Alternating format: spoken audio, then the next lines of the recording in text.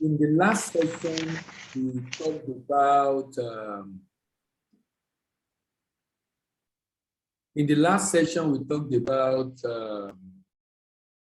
promoter, and I said for the remaining 14 area of readiness criteria to assess the market, we'll be taking them 2 by 2. So today we'll spend 15-20 minutes discussing product, and then another 15-20 minutes discussing pricing, and the remaining 15-20 minutes getting your feedback on what you've learned and what you begin to implement on your business. So today we are looking at product, and then we are looking at pricing, product and pricing. Product. Now, talking about product, for product, we are basically looking at the item that the promoter intends to export to the export market. Of course, this is the focal point of going global. And the success or failure of the business in the export market depends on whether or not the product is ready. The product is ready. If the product is not ready, of course, there is no business. In fact, I like to say it this way. If the product is good, or if the product is ready, the buyer will appear. If the product is good, the buyer will appear. Just ensure the product is in the limelight, it's not hidden. So the readiness of the business for export market depends likely on the quality specification of the product. The characteristic that distinguish the product in the marketplace. When you have a product that is an advantage. If your product is unique, there's an advantage. If your product is not unique, it's not bad in itself, but you will not have an advantage like someone that has a unique product. So, for example, I will use some of the products here that I've worked with. Let me talk again about,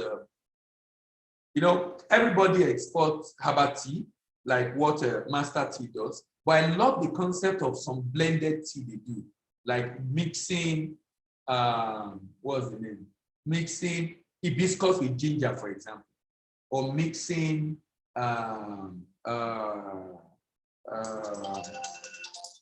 the like of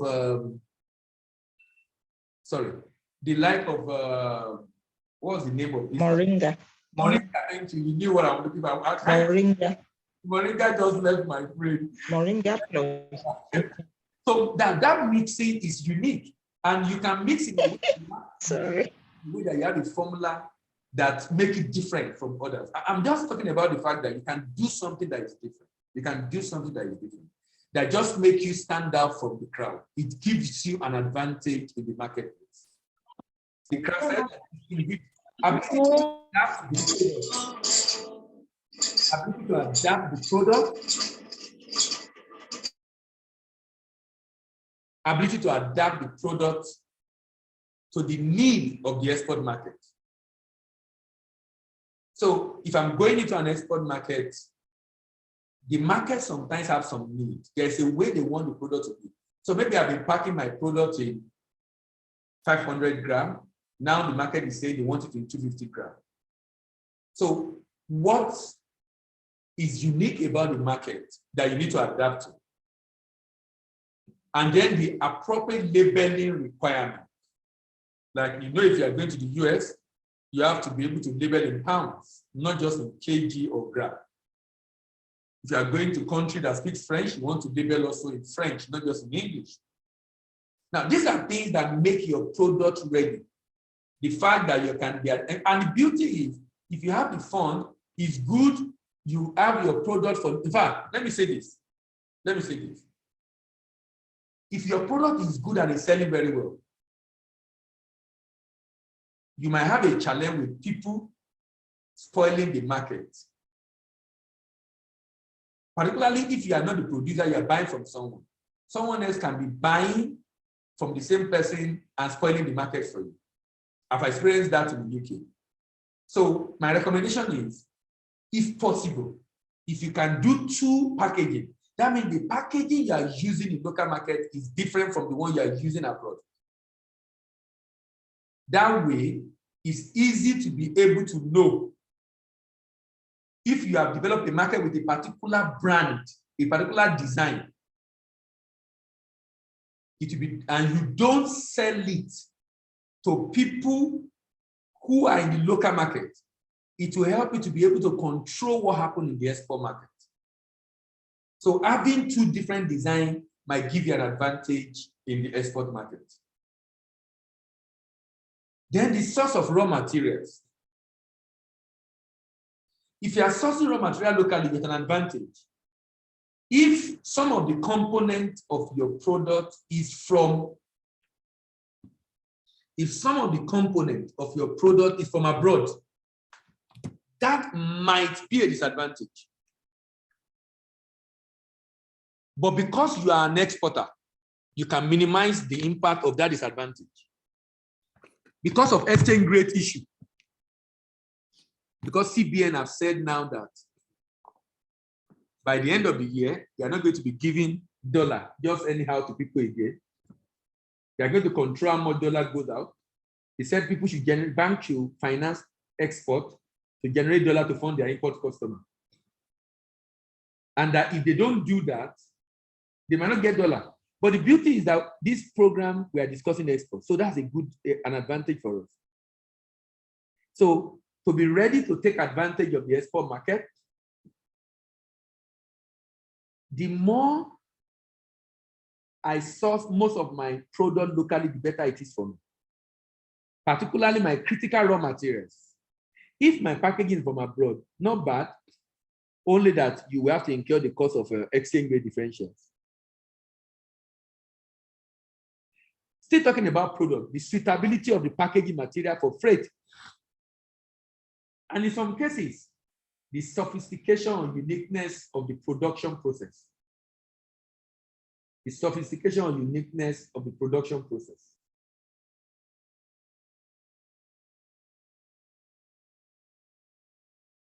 So the readiness of a product to go global depends largely on the product quality specification, unique selling point that distinguish it from others in the export market, labeling requirement.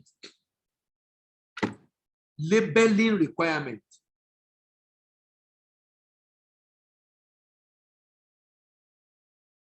The quality of packaging materials.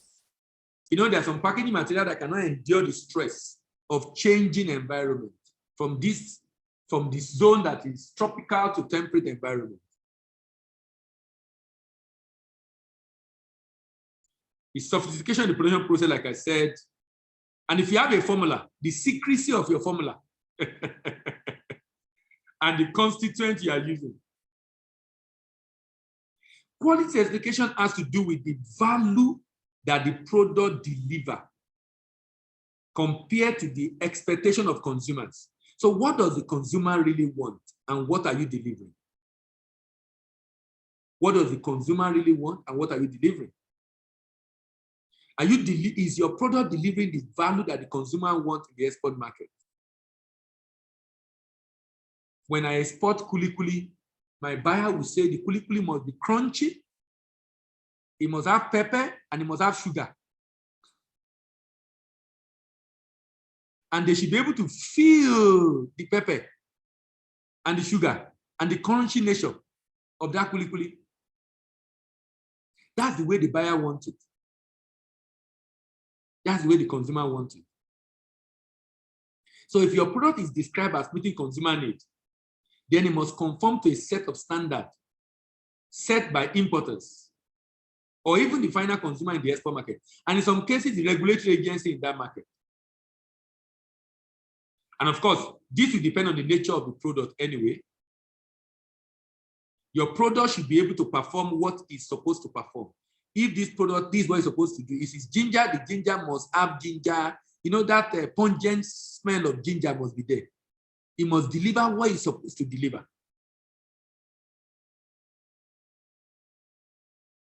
It must be reliable. If I buy it, I will always get value. If it's something that people can use for a while, it must be durable.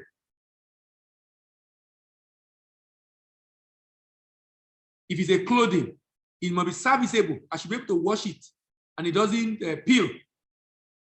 It doesn't get spoiled because I wash it. And it must look attractive. You know, I always use the example of the pap.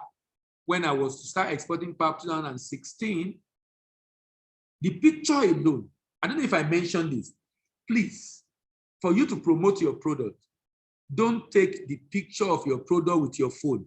Get a product photographer to take the picture for you and be able to finish the picture design in a Photoshop manner so that the product look very nice and attractive, because people must see your product before they buy.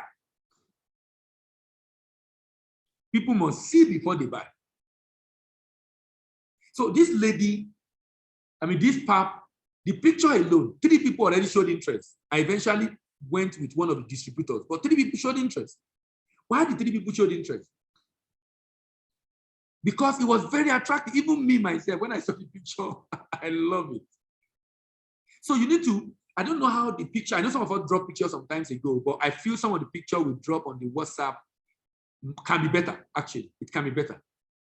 Because people are going to see the product because they buy it. They're going to see before they buy it.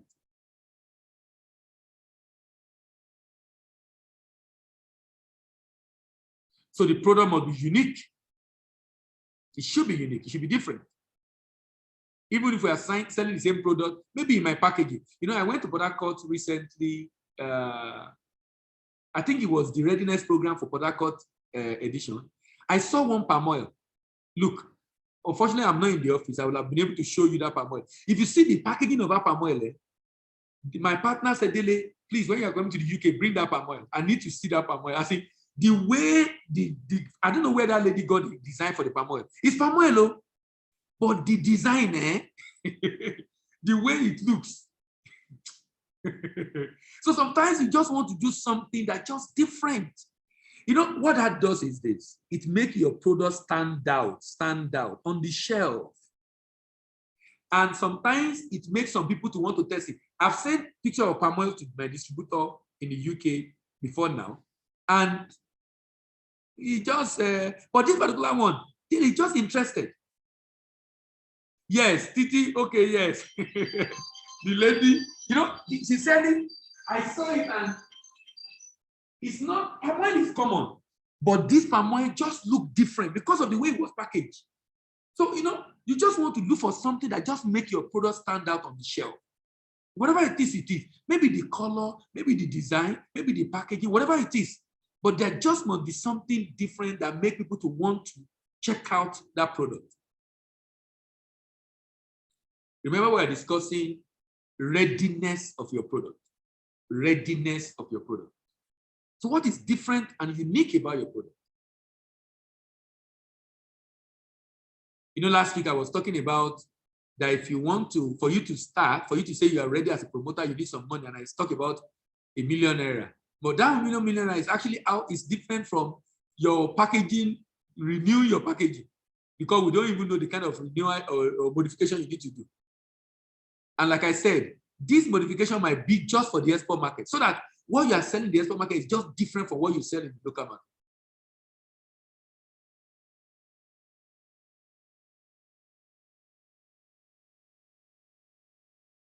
Having a good understanding of the right product to sell to the people in the export market and the way you have to sell is very important for you to be deemed ready. So let's go through the question we often go through on each of these. Look at the question. To be ready for export business, ask yourself, how satisfied are you about the resilience of your product to withstand the harsh and widely varying environmental conditions in the export market? There are some products that they can survive Nigeria, but when they get to cold environment, they can't survive because of the nature of the product or the packaging material. Some, if they get to Dubai, because of the heat, they can't survive. How easy is it for anyone to use your product in the export market without any technical support?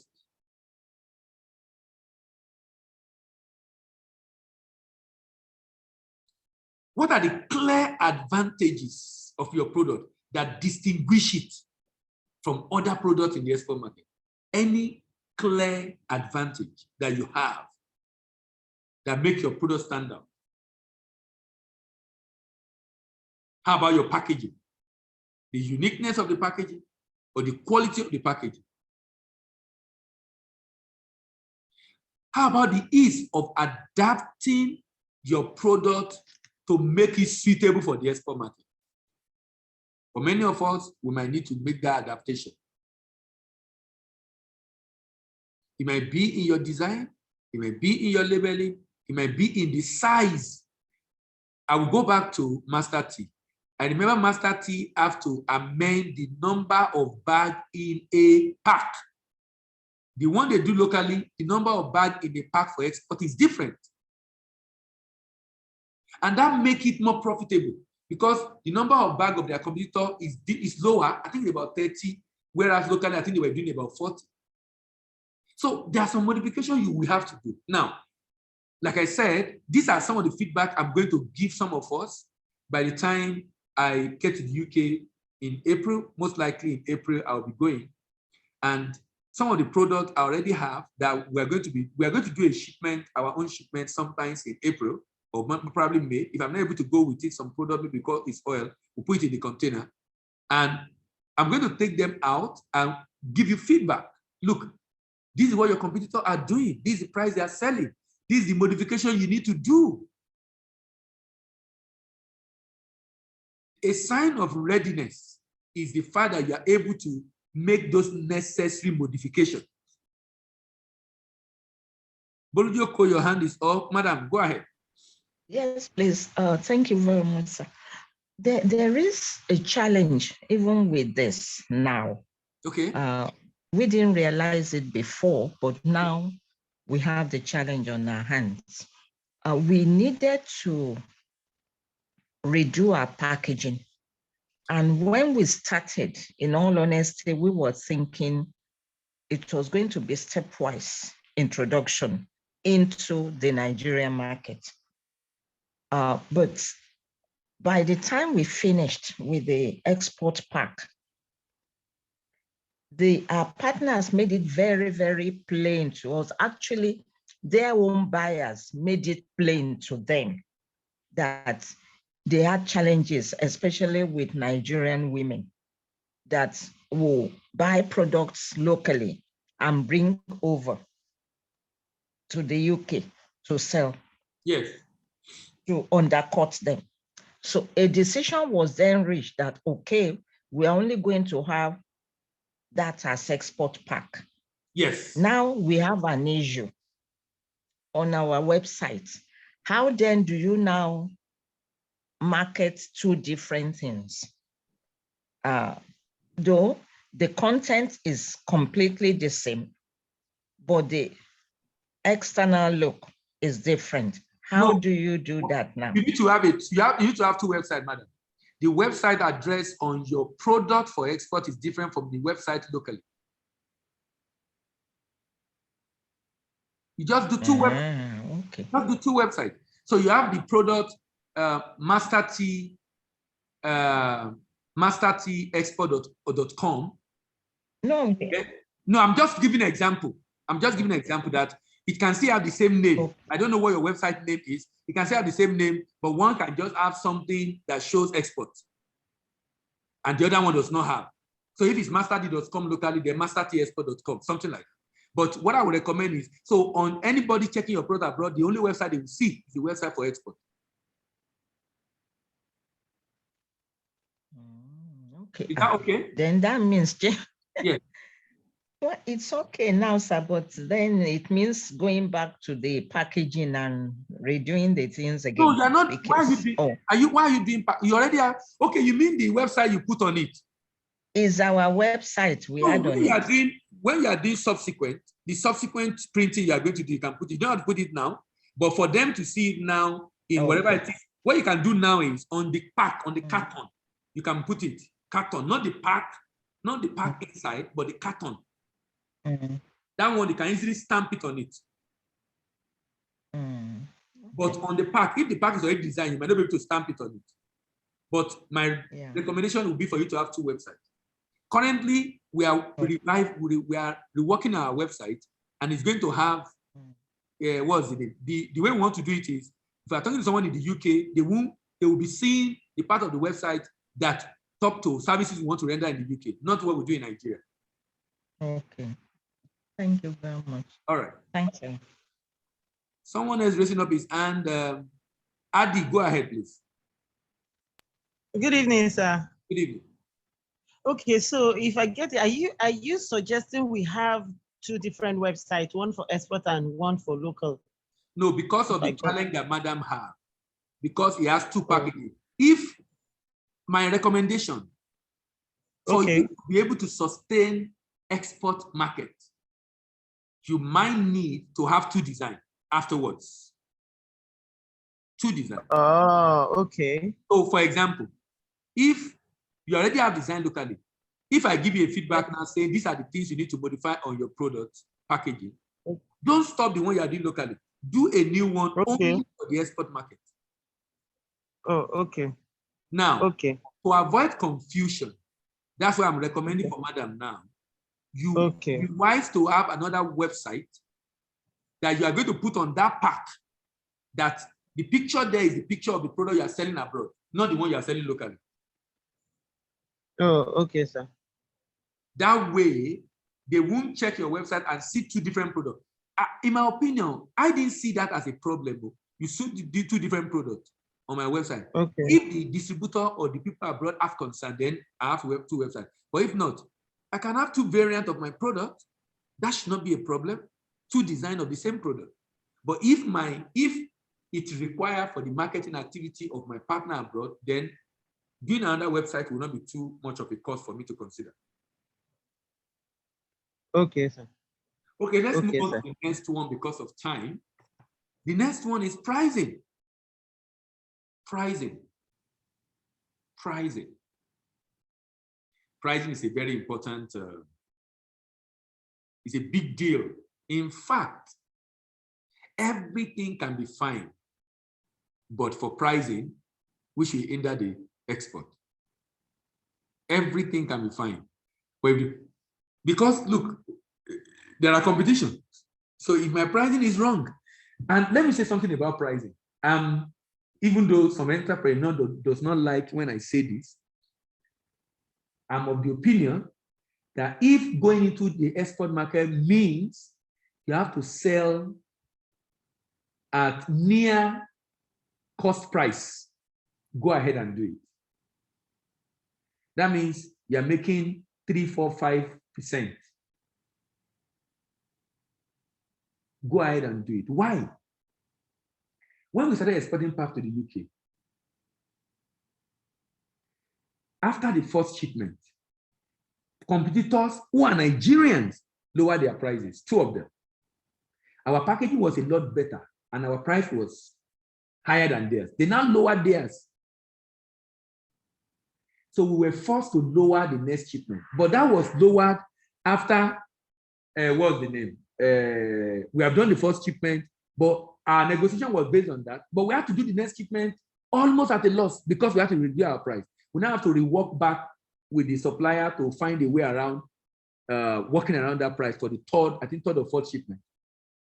But where I'm going is the fact that you must have a penetration strategy, which might involve you reducing your price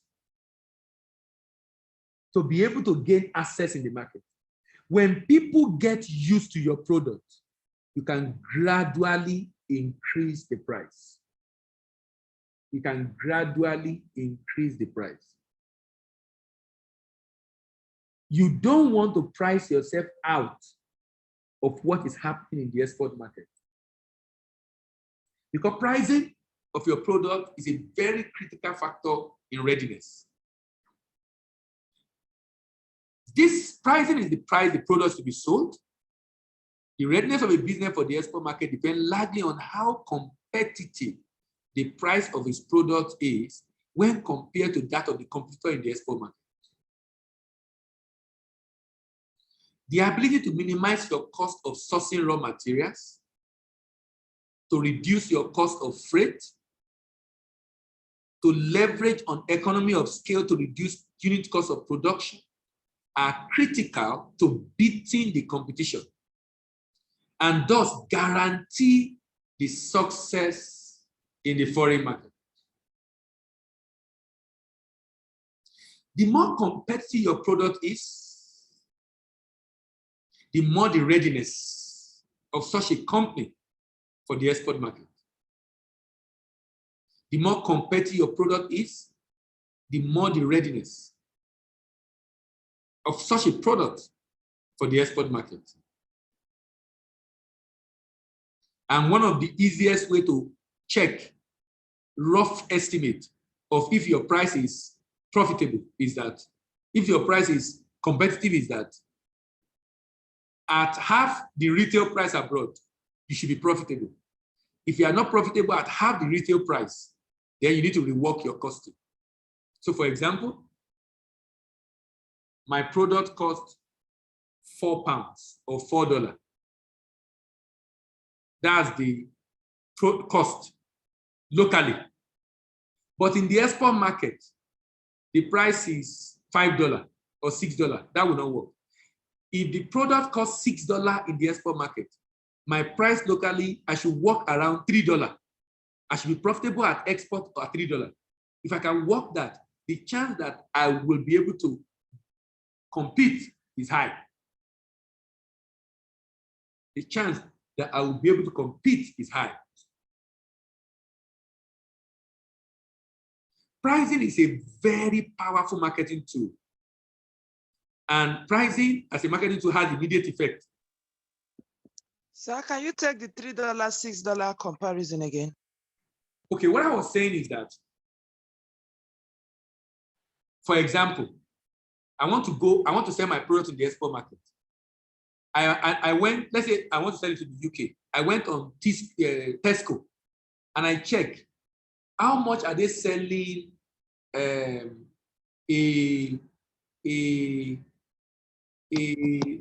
200 grams of spices, 200 grams of spices, of ginger spice, ground ginger, ready for use. How much are they selling? 200 and 200 grams. And I noticed they are selling it at about,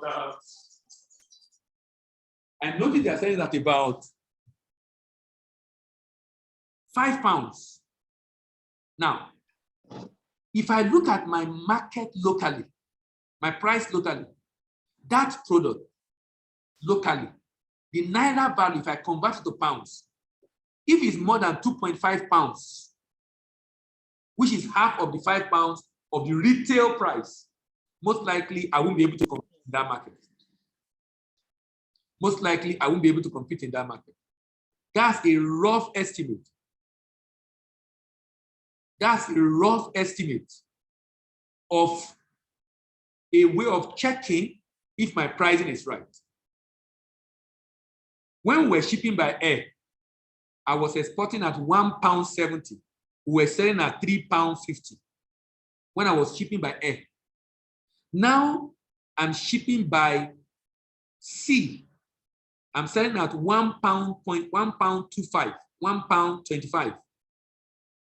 And we are selling at £2.50. £2.50. Now, so I'm trying to tell you how I got my theory of half. And I believe that will work for most products. That if your product is sold at a particular retail price in the export market, if you can work out a pricing that will make your export price to be 50% of that, most likely you will be able to beat competition. Most likely you will be able to beat competition. Pricing is very, very critical. Sorry, can I make it clear? Can I ask for further clarification? Go ahead, please. So thank you very much. So what you are saying is, if in retail, I'm already selling in retail in the abroad for $3. You're not the one selling. You're not the one selling. Your competitor product is being sold. It's being sold. Okay, my competitor's product is being sold abroad for $3. Yes. I must make sure that my own export price is half of that $3. Okay. Thank you. Yeah. That's a rough way of checking. Excuse me, sir. Go ahead, please. Why did you say half of the price? Why Is it half? when you say now half of the price, is it when you cost both the shipping cost, everything to land? FOB price, Okay. FOB price. FOB price, the price of the goods loaded on the ship without transport. That means the cost of export clearing, delivery to the port, but without transport to destination. Does that make sense? Yes, it does. All right. Thank you. All right.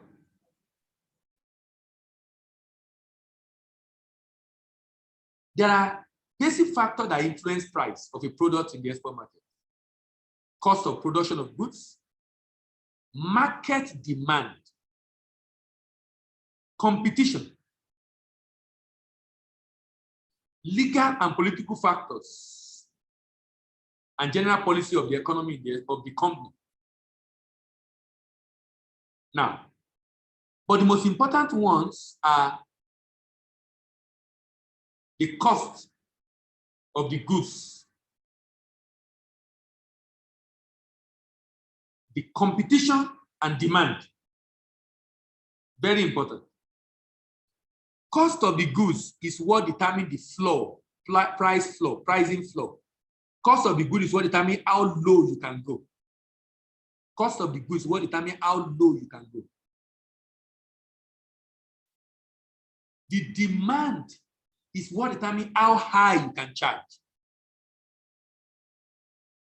But what determines where you must be between the price floor and price ceiling? Price floor determined by cost, price ceiling determined by demand. What regulates where you must be in between is the competition price. The price of your competitor regulates where you must be, where you cannot go beyond. Because if you go beyond it, you're basically saying they should go and buy a competing product. Even when, like, let me go back to the pap story.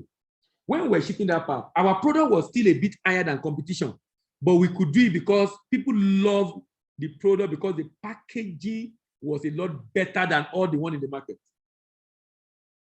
So even if you are going to charge a little bit more than competition, people must be able to say, oh, this one worth it, based on what they can see. Maybe the way you package it or the way the product looks. Okay, no, this worth it. You know, that kind of stuff. This worth it. So there must be something that make you to be able to, that give you that advantage. But not that the price will be so markedly different, but at least there must be something that will make them say, okay, I think this one, I can buy it at this price.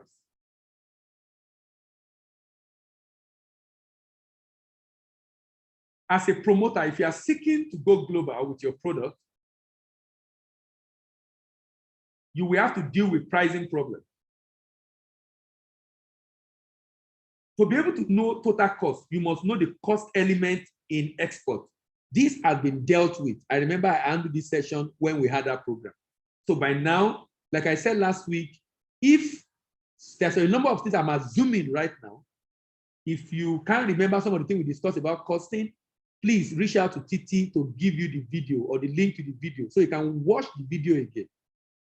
Like I said, you know, let me tell you some of the challenges we face when we attend a lot of seminars. Sometimes when you attend a seminar, just attending and listening once, sometimes you don't get all the best from that seminar, which is why today's world, I will do a lot of Zoom recording, make it easier for you to listen to it again and again and again. There are some books I read, and sometimes I read some of those books 3-4 times. Sometimes I read it like every day. They are audio book. There's a book I will recommend, Built to Last. Built to Last. And I'm working on a book. The book, I will be launching it soon. I tailored the name after that book, Built to Go Global. Built to Go Global. That will be out very soon. We're working very hard to make it come out in the month of April. Built to Go Global. But the other book, Built to Last, there's an audio of that book. Now, I'm giving an example that if you read that book, you might need to listen to the audio like 5 times to get the best from it.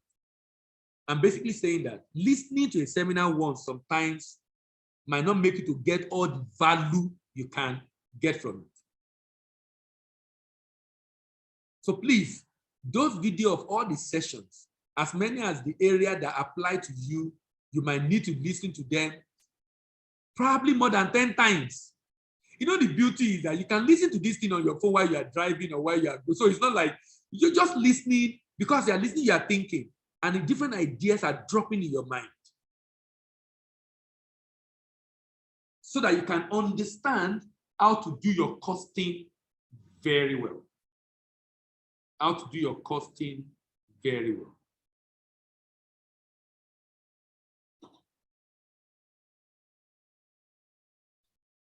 Now, let's go to the questions.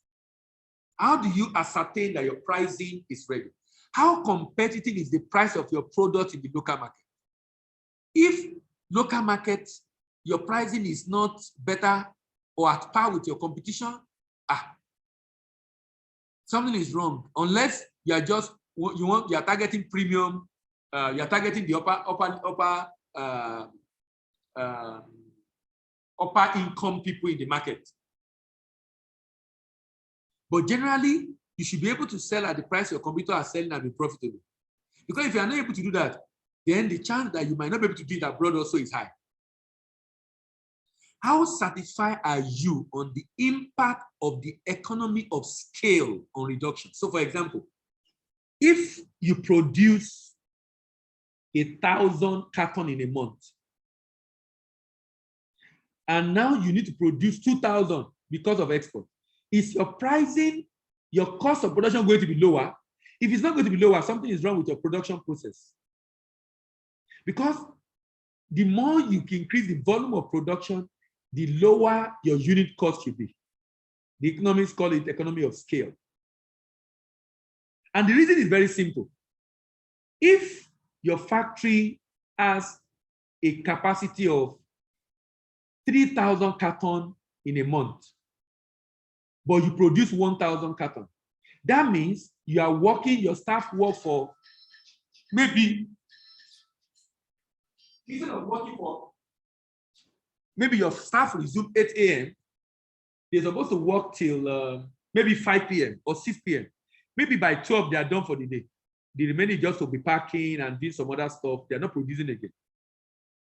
If you now, and you're going to pay them salary at the end of the month, and you're still going to pay them full salary. If you now produce, not stopping by 12, stopping by 4, and you're producing double what you produce in a day, and you're still going to pay the same salary, your cost of production should be lower.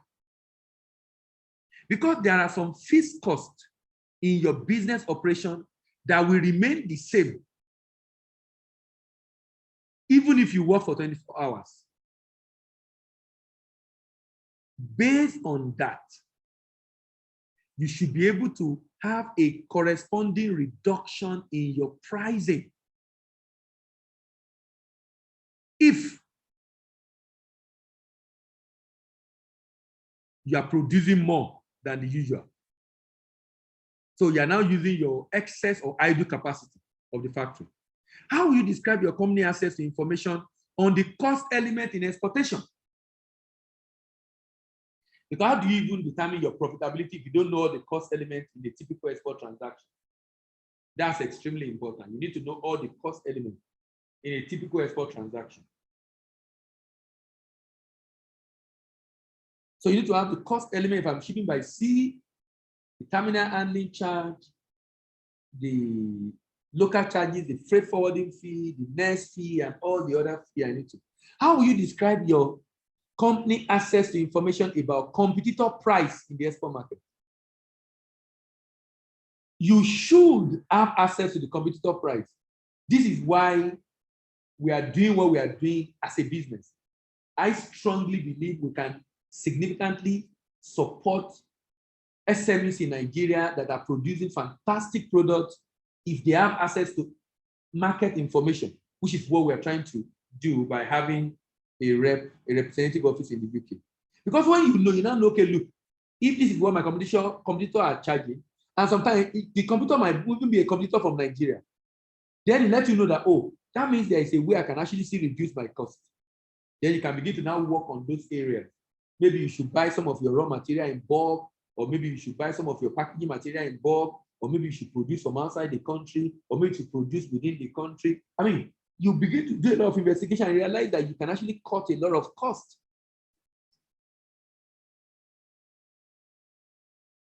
Because you now know that, look, I can actually reduce my cost to this level. So you need access to information about the pricing of your competitors. And how will you describe your understanding of strategies for cost reduction? I just give you an example of strategy for cost reduction now. That you can reduce your cost by sourcing your raw material locally or from abroad, depending on what is lower for you. It might mean that you need to engage some level of backward integration to cut the middlemen in your supply chain. It might mean you minimize your cost of production, which is converting your raw material to finished product. And by this, you leverage an economy of scale. You can minimize your cost of packaging. So you can use nylon pack rather than carton if you are shipping by air, for example.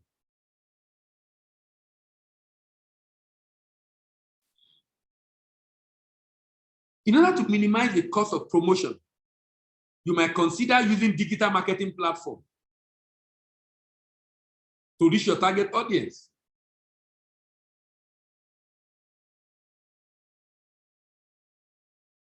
So you should be able to understand, looking at your supply chain. Now, let me say something to you, please. You need to learn a little about supply chain management. Go online. There are free videos on YouTube. Just learn about supply chain management. Supply chain management, logistics is a component of supply chain management. And supply chain management skill can help you to reduce your inventory carrying cost. I have a friend who will just go and buy raw material and keep in the warehouse because they are cheap. He got them cheap. And when he now wants to do a shipment, he needs money. He'll be borrowing money for logistics. Can you imagine? He has issue with financial management. How will you just go and pack raw material and keep it in the warehouse because it's cheap? That means you don't know that by keeping your material in the warehouse, you're actually tying down money, you're actually incurring costs, and it's called inventory carrying cost. If you learn supply chain management, you can calculate your inventory carrying cost per year. You can see that it might be very significant. And from reducing your inventory carrying cost, ladies and gentlemen, you can reduce your cost of doing business. Someone just mentioned another very important point, Diola, cash conversion cycle. Because when you increase your inventory carrying cost, you extend your cash conversion cycle. By keeping raw material, what you should do is to build relationship with your supplier to be able to get product as at when you need it. That's what you should work towards. It might take a while for you to achieve it, but you should work towards that. That if you need raw material next tomorrow, if you place order today, you get it next tomorrow, rather than stockpiling.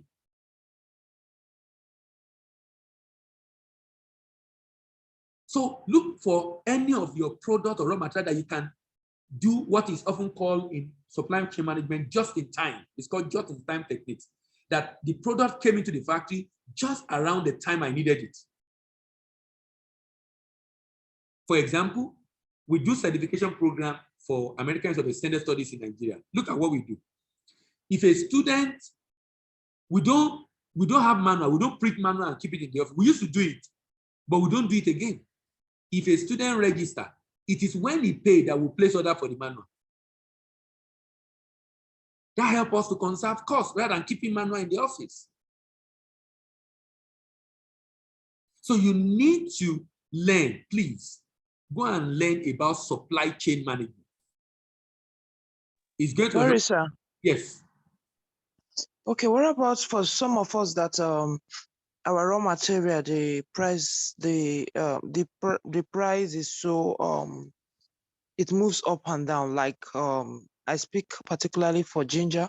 Okay. When every September, October, November, you can buy it like half of the price. Okay. Compared to where you are buying it August. Wouldn't it be wise? Like if I have my business plan and I know that I'm going to be using 1 metric ton probably I have off taker for my ginger powder and I'll be using 1 metric ton. Wouldn't it be wise to buy the 1 metric ton for say maybe 15,000 by September, rather than buying it for 30,000 by August? 15 million by September, rather than buying it like 30 million by August, or 28 million by August. Very important point. But before I take that decision, I will do the calculation. There is a formula for calculating inventory carrying cost. I will calculate if I buy this thing and keep it for this number of months, how much money am I losing? If my inventory carrying cost is lower than the increase I will experience. So for example, my inventory carrying cost is 80%. But this product, like we said, will increase by 100%. It will be wise for me to carry that inventory. But if my inventory carrying cost is going to be 100%, but this product is going to increase, but it's going to increase by 20, 30% or 40%, then I will wait and buy it at that time. So the decision should be based on calculation, not just because I just assume that it's going to increase, which it will increase, but at the end of the day, keeping it, what's the cost of keeping it? Go and learn about inventory carrying cost, calculate it for your business, and see the difference. So at the end of the day, you will know. That means you are now taking decision based on fact, not based on the fact that price will go. Numbers. Yeah. What? I said based on numbers, yes. Exactly. So look, if I keep this thing now, I will save this amount. But my inventory carrying cost is just about 30, 40%. But this thing is going to increase by 100%. Then I should buy and keep. So in that case, buying and keeping will make sense than buying later. But if the cost of keeping it in the warehouse is going to be more expensive, the warehousing cost, the labor, the cost of fund, the deterioration, so many factors, if you factor them in, you might just notice that you're better off buying it at that price at that time. So do that calculation before you take that decision. That will be my recommendation. Okay. Okay. All right. Let me hear from you today. Okay, that's Deborah that spoke. Let me hear from Diola. What have you learned today? For me, thank you so much. I've learned about the importance of packaging, the importance of pricing, the inventory holding costs. Although, as an accountant and a supply chain expert, I will still. Brilliant. So you are conscious of that already. I'm conscious of that. However, there's also the challenge of seasonality. Yes. Which I think Deborah was trying to point out. So for some products, like we that we are doing fruits now, we are in strawberry season. It's even going out. By the end of this month, there will no longer be strawberry. So if I don't buy it now at 1,300 per kg, if I wait and say, because of my inventory holding costs, I want to buy later, I'll be buying at almost 4,000 per kg. So if you do your calculation, it might be better for you to buy now. Well, I will not even do calculation because I will just buy, because I know that at that cost, yes, at that cost that I'm buying, I'm able to maximize my profitability. Okay. Because I'm buying at the lowest point in the market. Yes. And I know that I will sell it. Okay. Same thing applies for Agbalumo. Agbalumo has a very short season.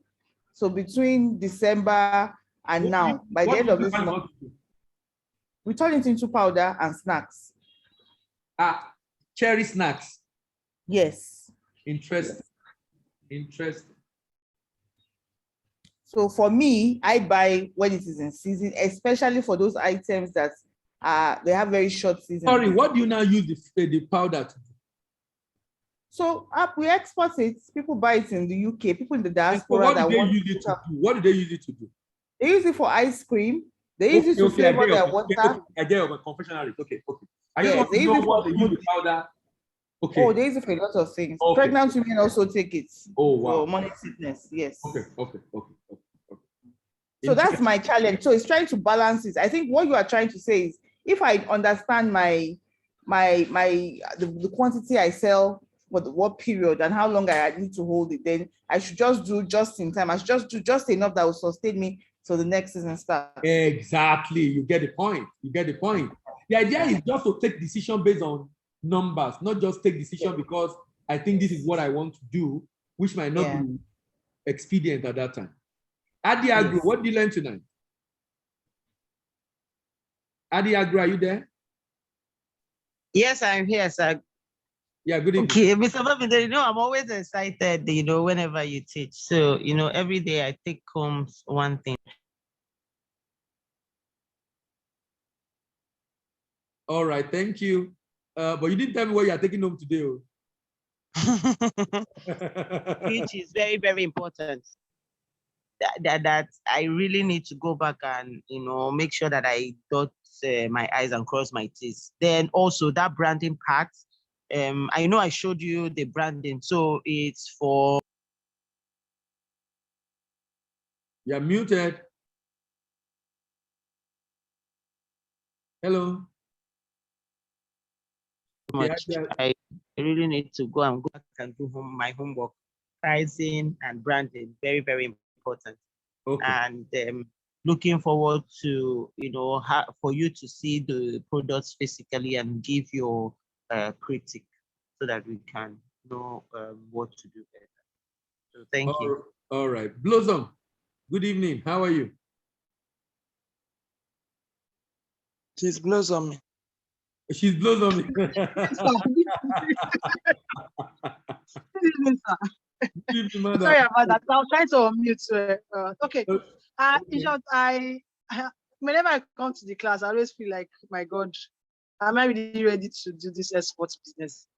As in the way it's supposed to be. The essence of this conversation is to get us ready. So we are on yes, the it is. Yeah. I still feel I'm still far away. I'm like, maybe I'm just like, I still have a lot of work to do. That's as regards this price, you are realizing that you work on it. Yeah. Yes, thank you for that. So as regards the prices, I'm still really wondering how someone can cope to sell almost at cost price because you want to penetrate the market. When you were saying that, I wasn't too comfortable. I know. Because I recall an experience. I already said it now that entrepreneurs are not comfortable whenever I say it, so I know. I recall an experience where I tried to enter a market at a very low profit margin. And when it was time for me to upscale and increase my price, I had a very tough time. As I speak with you now, I could not. How long did it take you for you to, when you're entering a market at a low price, one of the advantages also is that it's a potential for growth. So sometimes you might not even increase your price. It might be because of the volume increase that will make it to now be profitable due to economy of scale. So sometimes, if you are doing that for a market where look, there's opportunity here. If I can come down a little, I might be able to sell more. And then if I sell more and I'm producing more, I might be able to leverage an economy of scale. So not necessarily that you have to come up with your price sometimes. Okay, well, I've taken something from there, and let's see how it goes. I might recall the relationship, God willing. Please do. But let's see how it goes. I'll keep updating you on my readiness for this business. Thank you so much, sir. God bless you, sir. Okay, Ishara, good evening. How are you, madam?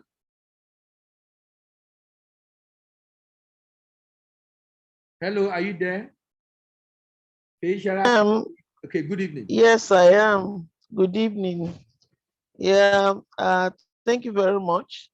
The issue of the website, I noted the issue of the website, the packaging stuff, thinking of having both local and packaging for exports. I also took home the fact that as an entrepreneur, I must be ready. Take certain risk even when it's not too palatable. And the issue of that pricing, how, we need to take into consideration all that it will entail to be able to balance up with the export price that is over there, what I'm selling here and what I'll be selling. These are some of the things I learned. All right, madam. Thank you very much. Funke Bolujoko, good evening, madam.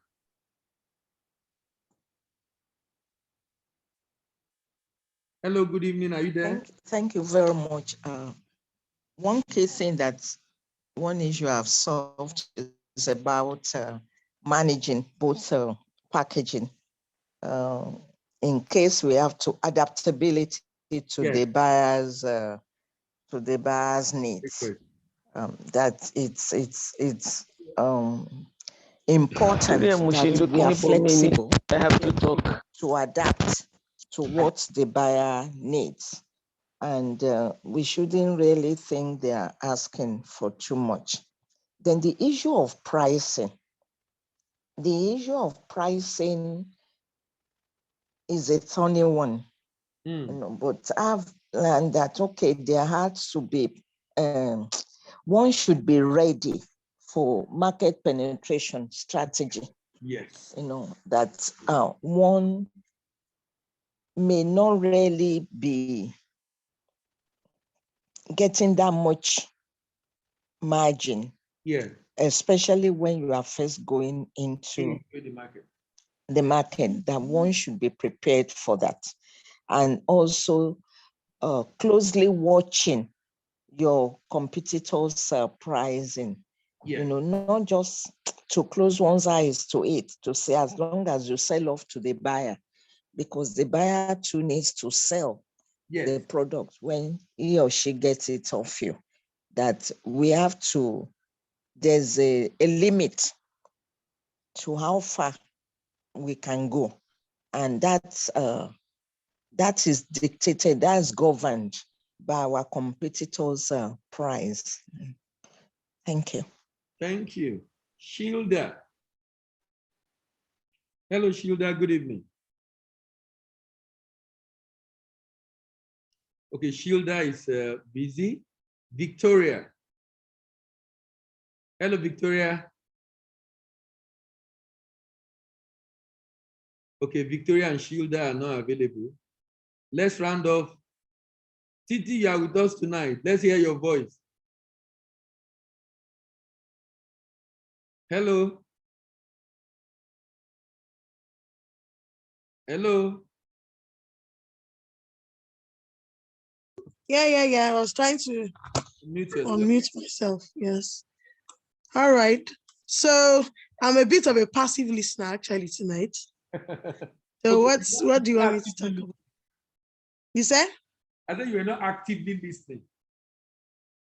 Not active. Sometimes I'm very actively listening, but once my mind is up to do something, I just get up. Okay. So spare me for this minute. All right. All right. Thank you very much, everyone, for being able to make it tonight. Thank you, sir. Thank you, sir. Good night, sir. Yeah, good night. See you next week. Thank you so much, sir. All right, good night.